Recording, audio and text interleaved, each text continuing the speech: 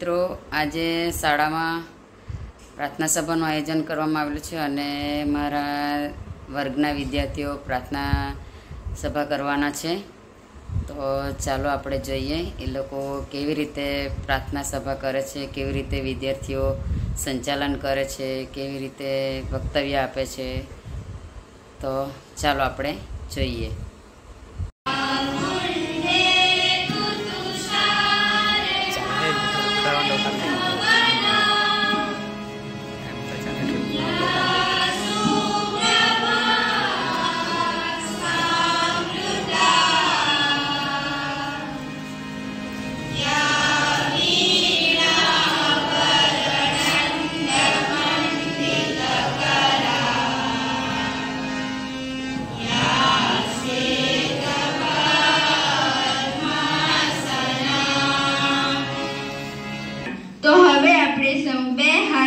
પ્રાર્થનામાં જોડાઈશું.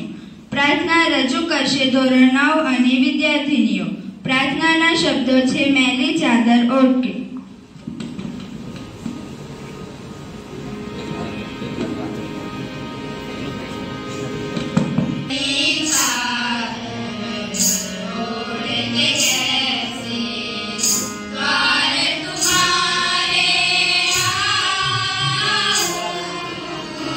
काय सर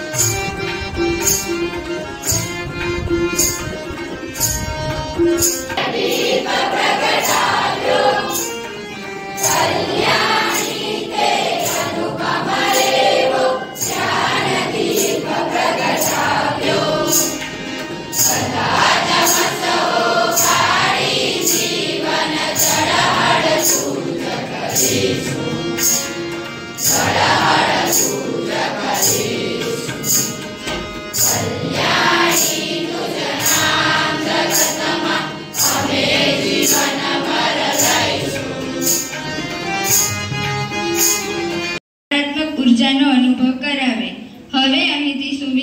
રજૂ કરશે હેત પટેલ. કામ મુશ્કેલ પણ ઉદ્યમથી ઝટ થાય. ખંત જો દિલમાં હોય તો કદી ન ફોગટશે. આ પંક્તિમાં કવિ કહે છે કે કોઈ પણ મુશ્કેલ કામ મહેનત કરવાથી જલ્દી પૂરું થાય છે. જો આપણા દિલમાં ખંત હોય તો અઘરું લાગતું કામ પણ મહેનતથી પાર પાડી શકાય છે.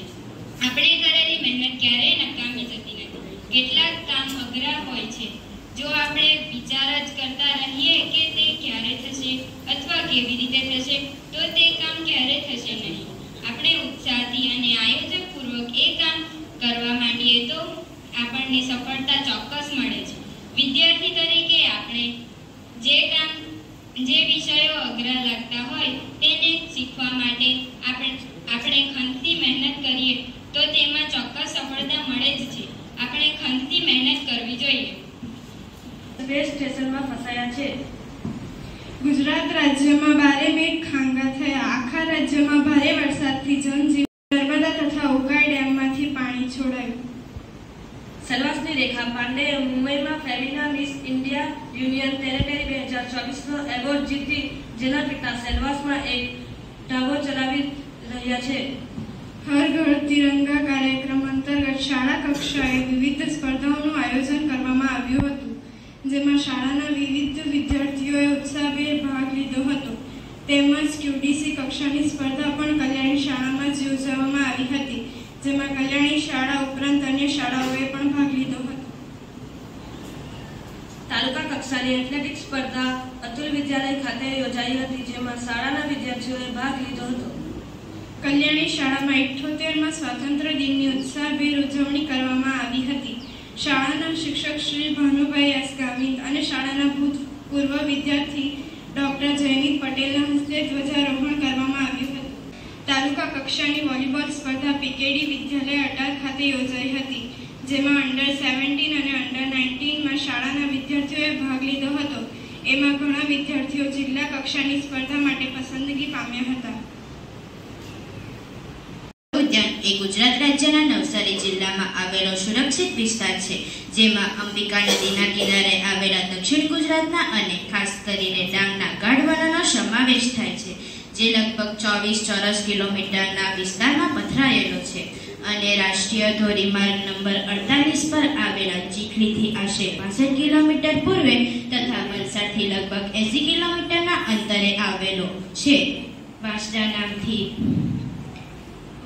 નામ પરથી આ સુરક્ષિત વિસ્તારનું નામાભિધાન કરવામાં આવ્યું છે. વર્ષા ઋતુમાં આપણને ધરતી પર લીલુંછમ ઘાસ ઉગેલું જોવા મળે છે. હા, જાણે ધરતી માતાએ લીલી સાડી પહેરી હોય એવું દ્રશ્ય જોવા મળે છે. તો ચાલે આજે આપણા મિત્રો વિદ્યાર્થીનીઓ ગીત રજૂ કરશે. ગીતના શબ્દો છે ધરતીને લીલુડા રંગની ચૂંદડી.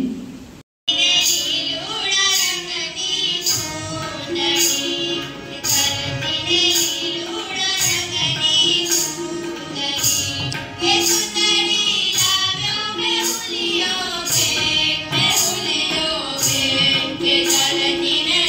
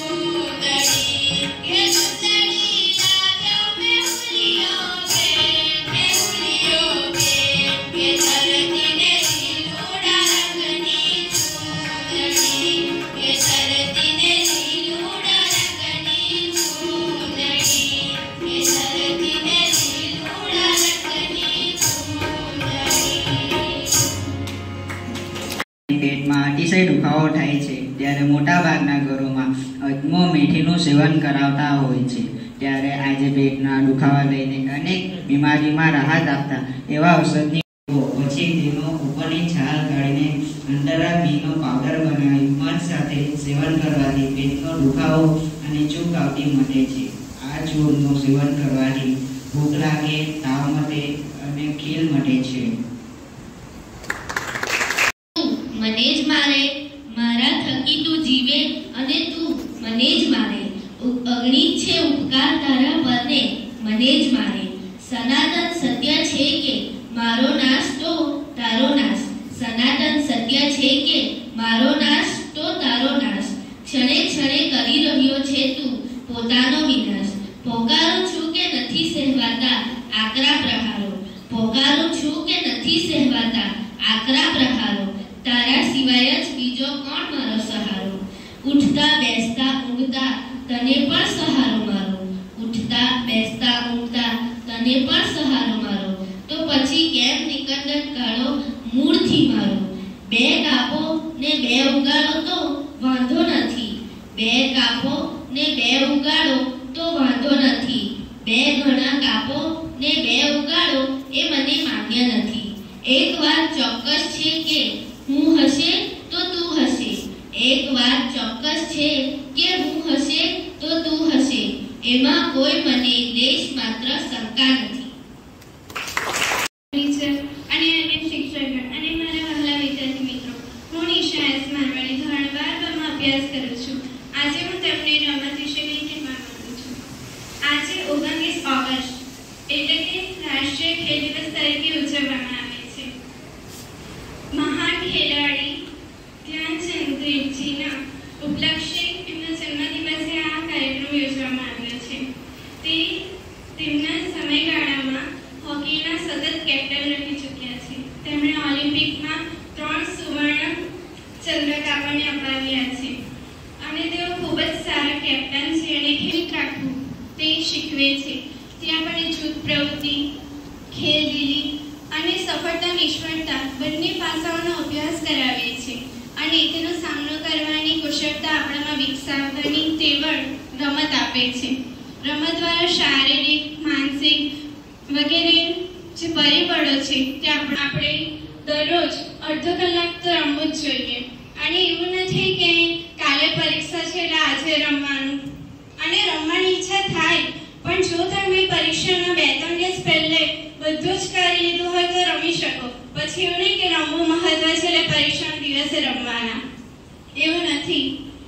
Winning is important but making effort it is important. એટલે કે જીતવું એ સાચું છે, પરંતુ જીતવા માટે જે પ્રયત્ન છે તે પણ જીત સમાન છે. Thank you.